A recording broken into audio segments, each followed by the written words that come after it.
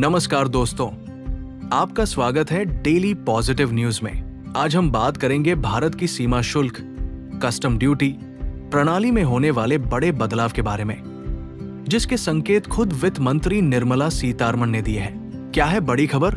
सरकार पहले ही income tax और जीएसटी में कई बदलाव कर चुकी है। अब बारी है कस्टम्स सिस्टम की, यानी विदेश से आने जाने वाली चीजों पर लगने वाले टैक्स और चेकिंग की व्यवस्था में बड़ा सुधार होने वाला है। वित्त मंत्री ने बताया कि फरवरी में आने वाला बजट इस सुधार की बड़ी घोषणा कर सकता है। क्यों जरूरी है ये बदलाव?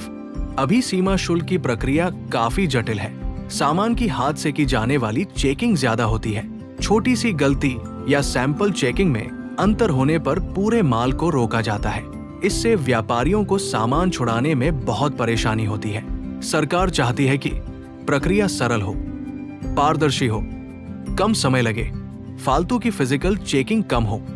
जैसे इनकम टैक्स के कामकाज को आसान बनाया गया, उसी तरह कस्टम सिस्टम को भी आधुनिक बनाया जाएगा। सीमा शुल्क दरें भी हो सकती है कम। पिछले कुछ सालों में कई चीजों पर कस्टम ड्यूटी घटाई गई है। वित्त मंत्री ने संकेत दिया कि कुछ और वस्तुओं पर भी टैक्स कम किया जा सकता है, ताकि व्यापार आसान हो और कीमतें नियंत्रित रहें। भारत की अर्थव्यवस्था की अच्छी खबर।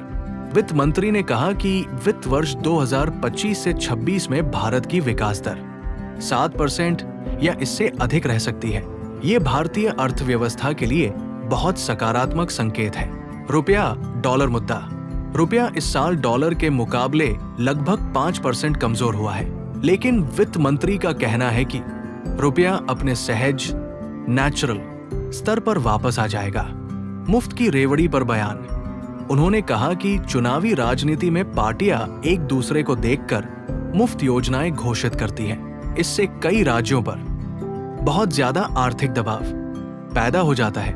केंद्र सरकार राज्यों को उनकी वित्तीय स्थिति सुधारने में मदद कर सकती है। निष्कर्ष, सीमा शुल्क प्रणाली को आसान और आधुनिक बनाने की तैयारी हो रही है। अगर फरवरी के बजट में ये घोषणा आती है तो व्यापारियों का काम आसान होगा, समय बचेगा और भारतीय अर्थव्यवस्था को और मजबूती मिलेगी। दोस्तों, ऐसी ही पॉजिटिव और महत्वपूर्ण खबरें पाने के लिए हमारे चैनल डेली पॉजिटिव न्यूज को लाइक, शेयर और सब्सक्राइब जरूर करें।